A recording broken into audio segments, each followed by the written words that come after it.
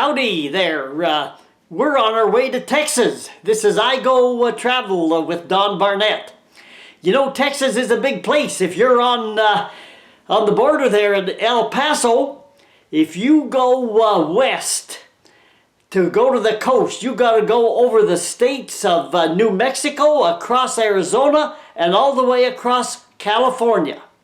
Now, if you're in El Paso and you turn around and go the other way across Texas, you'll go the same distance and you could still be in Texas. So Texas is a big place. You might be at the Louisiana border, but you could still be in Texas.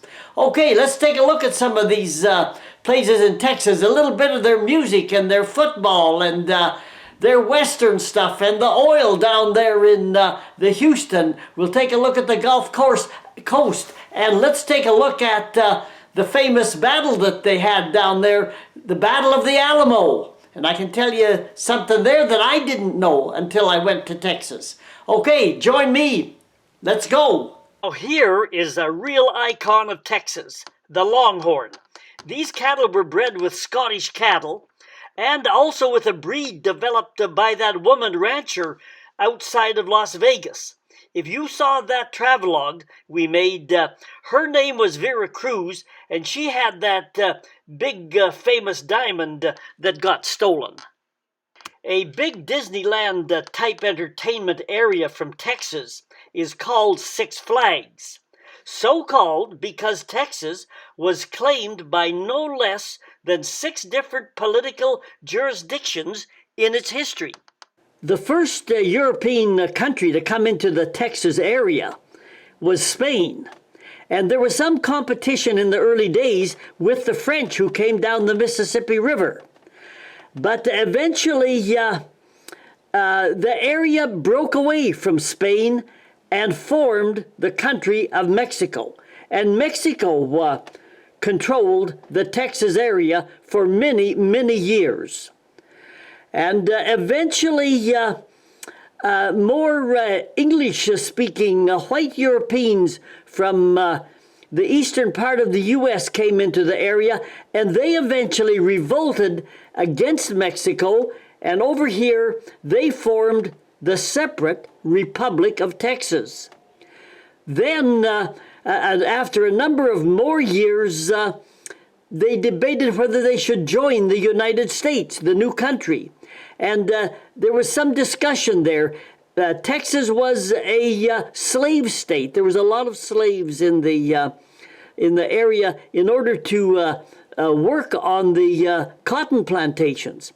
But Texas did join the United States eventually as a Confederate state, not as a Union state. And of course, the Civil War broke out. And after the Civil War, Texas then became part of the north part of the United States, which was the USA. We traveled by RV and made the trip to Texas in the truck camper, staying at public parking lots, side roads, and truck stops. You get so you can't sleep without that diesel truck rattling next door, purring all through the night, right beside you, as they idle their engines non-stop. Let me tell you a little bit about driving or pulling an RV. The less you do of a couple of things, the more you're going to enjoy the trip. First rule is never look at your fuel gauge. One way to ruin a good trip is to keep worrying about your gas mileage. Forget it and enjoy the trip. The second cardinal sin is to keep looking in your rear view mirror. There will always be somebody there.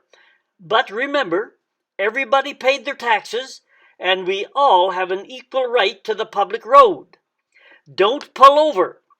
You're just setting up a situation for an accident to happen. Now that you know a little bit about how to drive an RV, let me show you on a map the way that we went to Texas.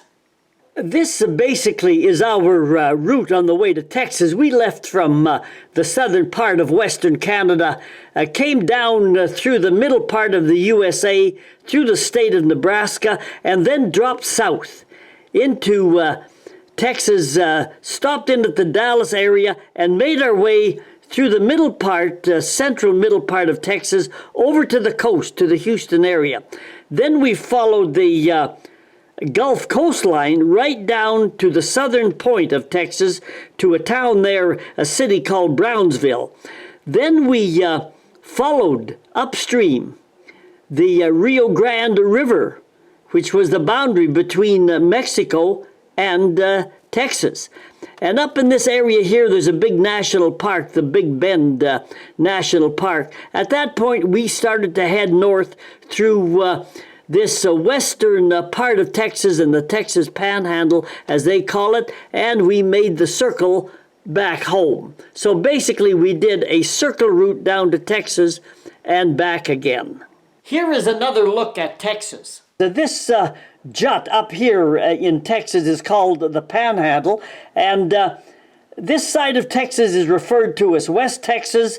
We came down here, as I showed you on the other map, into East Texas, and East Texas is low, flat area compared to the rest of the state, because it's a little closer to the state of Louisiana over here, and this blue line is the Mississippi River. And you start to have the effect of the lowland and swampland of the large Mississippi Valley area in this area here in East Texas. We then came down into the Texas Gulf, or sometimes referred to as South Texas, and came over this way and then headed home up through the middle of West Texas, eventually to the Panhandle and back home. Now here's another look at some parts of Texas. The north part of Texas here is 2,000 kilometers from Canada, from the Canadian border. But going the other direction, down at the bottom here, it's only half the distance to Mexico City. So Texas is quite a bit closer to the central part of Mexico than it is to the edge of Canada. And looking at an east-west direction, this gives you another kind of an idea. 1,300 kilometers, about the same distance between El Paso, over here on the western edge of Texas, over to Los Angeles on the Pacific coast. That distance is about the same as just going across the state of Texas, over here to the Louisiana border. So Texas is a big state. Get your eyes off me. I'm just another pretty face in the crowd. Look behind me and you will see the dry type country of what is West Texas. Again, look beyond the pretty face and you will see the warm, moist Gulf area of the Texas Gulf Coast. Here we are in East Texas, that is flat and almost a little bit swampy country that is closer to Louisiana and the low country of the Mississippi River Basin. I found Texans to be really helpful and friendly people, but I also got the impression that you wouldn't give them the runaround too much. I liked their signs. They were straight to the point, and you would not make a mistake about their message. I don't want to give you the wrong impression. I found Texans overall to be courteous, polite, and respectful. I bought something from this clerk, and she was friendly and open to taking a photo with me. My wife was continually called ma'am everywhere, and I was called sir 9 times out of 10. It just seemed like that was the Texas way of doing it. We dropped south into Texas along the eastern part of the state, where the land was lower and more humid. I was a little cautious, as I'm not so accustomed to alligators and snakes. I walked the dog in some grass and came up with an onslaught of bites from small insects called chiggers. They did no real harm other than being itchy to the point of driving you crazy. Football and music are both big parts of Texan culture. There was a lot of wealth and money in the oil business in Texas at one time. And these people got wealthy. And they were really interested in football. But the two big professional teams in the area, the Houston team and the Dallas team, they were already bought up. And college teams were bought up, and they couldn't, these people could not put their money into those levels of football. So what did they do? They started to build their own football stadiums for high school kids. And every Friday night, a lot of Texas people headed to these beautiful $1 million high school football stadiums to cheer on their local football team. And football has been and still is a real part of the culture of Texas. We saw a lot of flowers along the roadsides, thanks to Lady Bird, who was wife of former U.S. President Lyndon Johnson, who had become president after John Kennedy was assassinated in 1963. She initiated a program to plant flowers along Texas highways to beautify the countryside. Her motto was, "Where flowers bloom, so does hope." As we drove, the radio played Texas honky-tonk and Western swing music, played with a guitar, banjo, and a fiddle, basically. The music draws from country music, the blues, pop music, jazz, Mexican rhythms, and European polkas. There are many iconic Texas Western songs, and you might recognize some of them, like Deep in the Heart of Texas, Miles and Miles of Texas, My San Antonio Rose, and The Yellow Rose of Texas. Famous performers include Bob Wills and his Western Swing Band. From a long but incomplete list are people like Tanya Tucker, Lyle Lovett, Barbara Mandrell, George Strait, the Dixie Chicks, remember them? And George Jones. Other names that you might recognize and think they were from California, where in later years they made their name, but people like Gene Autry and Willie Nelson were Texas fellows. Other Texans include people like Roy Orbison, Bianchi, Janis Joplin, Buddy Holly, and Waylon Jennings, just to name a few of the rich musical Western history tradition of Texas. A lot of tourists flock to downtown San Antonio. The 1968 World's Fair revamped the whole downtown area, making the waterway there a really popular and pleasant tourist attraction.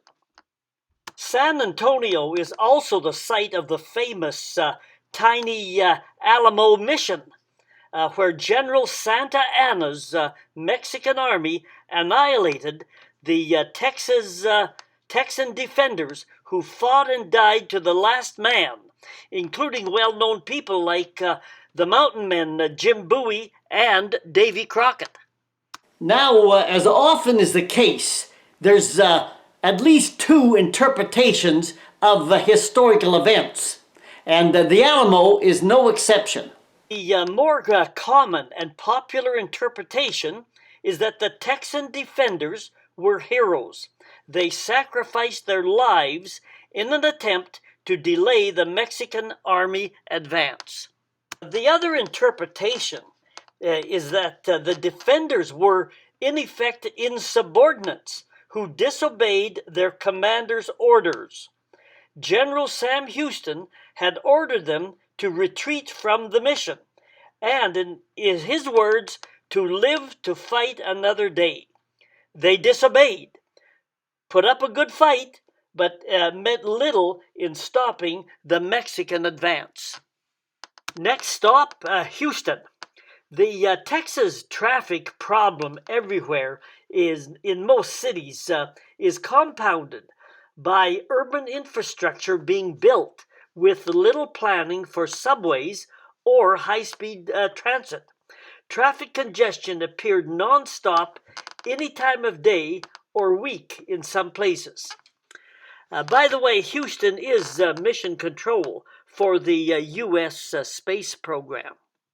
About 90% of the Texas oil production occurs in the Houston area, which is a quarter of all U.S. production. Crude oil for the refineries is shipped in by oil tankers over the Gulf. Oil would also have been brought in by the controversial Keystone XL pipeline from Canada, but that line was discontinued. I could not understand what those long parallel rock piers were doing jutting out into the water from the shore. Finally, I realized that they were foundations for what had been at one time large, expensive hotels and seaside resorts. These resort hotels had been devastated by a recent giant hurricane, and now only empty piers and abandoned buildings remained. In some areas along the coast, these grand old mansions dotted the coastline. I guess it was a place where snowbirds came to in order to escape the northern winter, and they often found refuge and rentals in some of these buildings. There were, of course, new modern accommodations. Some were built, I noticed, kind of narrow and tall. I guess it was to give residents a more panoramic view of the sea. We boondocked along the Gulf Shore most of the time. I was always scared of getting stuck in the sand, but I learned that you were okay if you avoided the soft, dry, and loose sand areas further from the beach and the water area. And instead, if you were okay if you drove closer to the water where the sand was moist and hard-packed. Hey, y'all! We haven't seen all of Texas yet, and we're going to do some more. So this is I Go Travel with Don Barnett.